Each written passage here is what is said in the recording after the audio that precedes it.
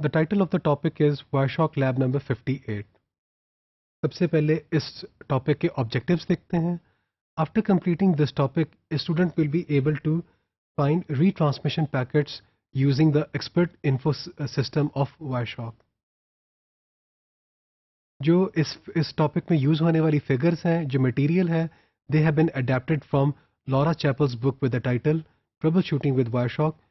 Locate the source of performance problems. The book was published in 2014. तो हमारा जो इस एक्सरसाइज या जो हमारी लैब एक्सपेरिमेंट है उसका टाइटल है find retransmission packets with expert infos and use a time reference to compare expert infos designations. So how Wireshark Expert Info System differentiates between out-of-order packets, retransmission packets and fast retransmission packets. इन तीनों packets में वो कैसे differentiate करता है ये हम सीखेंगे. इस मकसद के लिए हम लोग क्या करते हैं, स्टेप नंबर 1 कैरी आउट करते हैं. आप लोग क्या करें, tr-general101d.pcapng ये ट्रेस फाइल अवेलेबल है, हमारी जो बुक है उसकी वेबसाइट पे अवेलेबल है. आप इस बुक वेबसाइट पे जाएं और इस ट्रेस फाइल को डाउनलोड करें और वायरशॉक में इसको खोल लें. अगर आप देखें तो हमने यहाँ पे उसका व्यू दिखाया हुआ है. जो वायरशॉक की जो मेन विंडो है उसका व्यू हमें नज़र आ रहा है. जो हमारा लेफ्ट हैंड साइड से जो पहला कॉलम है वो है नंबर, पैकेट नंबर बता रहा है, टीसीपी डेल्टा बता रहा है, नेक्स्ट सीक्वेंस नंबर बता रहा है, सोर्स का कॉलम है, डेस्टिनेशन का कॉलम है. तो ये हमारे पास डिफरेंट कॉलम्स हमने दिखाए हुए हैं. अब हमारा जो स्टेप नंबर 2 है, आप क्या काम करें, स्टेटस बार पे जाएं और जो एक्सपर्ट इन्फोस का बटन है उसको आप क्लिक कर दें. आपकी कन्वीनियंस के लिए हम लोगों ने ये स्टेटस बार दिखाया हुआ है. इस ट्रेस फाइल में देयर वर 37,422 पैकेट्स और जो हमारा एक्सपर्ट इन्फो का जो बटन है वो येलो कलर का दिखाया हुआ है. इसको हमने हाईलाइट किया हुआ है with the help of A red colour. आप इस बटन को क्लिक करें और एक्सपर्ट इन्फो की जो विंडो है वो ओपन हो जाएगी. जब वो एक्सपर्ट इन्फोस की जो विंडो है जब आपके सामने आ जाए तो आप क्या करें, नोट्स के टैब में जाएं. नोट्स के टैब में जाने के बाद आप उस लिस्ट को स्क्रॉल डाउन करें और रीट्रांसमिशंस के सेक्शन पे चले जाएं.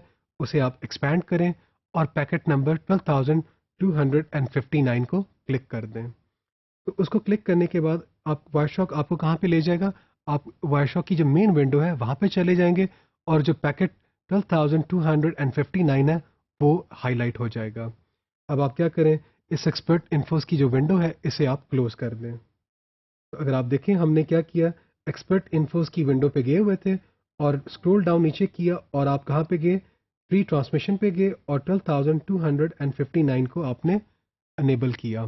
क्लिक करने के बाद आप कहाँ पे चले गए, मेन विंडो पे आ गए. तो अगर आप देखें इस मेन विंडो में तो आपको नज़र आ रहा है पहली कॉलम जो है वो पैकेट्स का नंबर बता रहा है और जो दूसरा कॉलम है वो सोर्स आईपी है, डेस्टिनेशन आईपी, लेंथ, प्रोटोकॉल और इन्फॉर्मेशन का कॉलम. अगर हम इन्फॉर्मेशन के कॉलम को हमने हाईलाइट किया हुआ है और यहाँ पे हम देख रहे हैं, अगर आप ब्लैक कलर की जो स्ट्रिप्स हैं इनमें जाके इन्फो कॉलम को देखें तो 12,245 का जो पैकेट है उसकी इन्फो कॉलम में लिखा हुआ है टीसीपी डुप्लीकेट एक्नॉलेजमेंट. 12,247 के पैकेट में के इन्फो कॉलम में जाएं तो TCP duplicate acknowledgement. Packet number 12,248 TCP fast retransmission. Packet number 12,249 TCP out of order. तो ये आपके पास जो ब्लैक कलर के जो पैकेट्स हैं जो हाईलाइटेड हैं इस वक्त, अगर आप देखें तो इनकी इन्फो कॉलम में फास्ट रीट्रांसमिशन भी आ रहा है, आउट ऑफ ऑर्डर भी आ रहा है और आपके पास डुप्लीकेट एक्नॉलेजमेंट के पैकेट्स भी आ रहे हैं और सिंपल रीट्रांसमिशन भी नज़र आ रही है. तो वायरशॉक इन तीनों में कैसे डिफ्रेंशिएट करता है, this is the task of this lab. अब हम क्या करते हैं, स्टेप 4 पे आते हैं. आप क्या करें, sequence number, next sequence number and acknowledgement number. अगर तो आपने इनको प्रीवियसली क्रिएट किया था तो आप डिस्प्लेड कॉलम में जाएं और इनको अनेबल कर दें तो ये आपको व्यू में नज़र आना शुरू हो जाएंगे. अदरवाइज आपको इनको क्रिएट करना पड़ेगा. आप कैसे क्रिएट कर सकते हैं, आप किसी भी पैकेट के टीसीपी हेडर पे जाएं, वहाँ पे आपको क्या नज़र आएगा, सीक्वेंस नंबर की लाइन नज़र आएगी.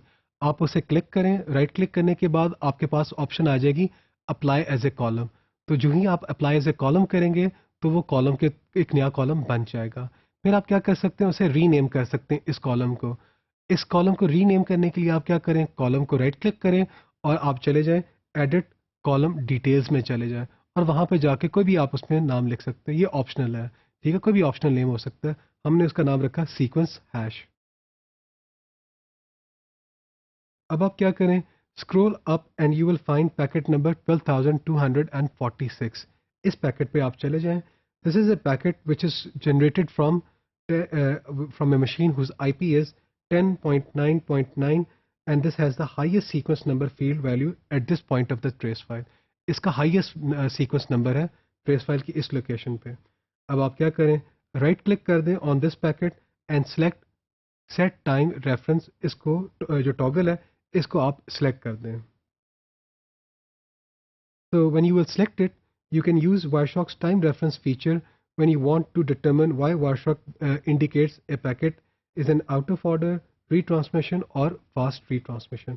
तो इस टाइम रेफरेंस की जो फीचर है, इससे हम क्या कर सकते हैं, डिटरमिन कर सकते हैं Wireshark out of order retransmission और फास्ट रीट्रांसमिशन के तौर पे पैकेट्स को क्यों लेबल करता है। तो अगर आप इस डायग्राम में देखें तो इस डायग्राम में हम देख रहे हैं जो हमारा पैकेट नंबर 12249 है, ये पैकेट है out of order because this is within the 3 milliseconds of the highest sequence number. और हमारा जो पैकेट नंबर है 12246, अगर आप इसके टाइम कॉलम में जाएं तो रेफरेंस उसका नज़र आ रहा है और इसका जो सीक्वेंस नज़र आ रहा है ये हाईएस्ट है फ्रॉम 10.9.9.9। अगर आप देखें पैकेट नंबर 12248 तो हमने दिखाया हुआ है ये एक फास्ट रीट्रांसमिशन है within 20 milliseconds of the duplicate act.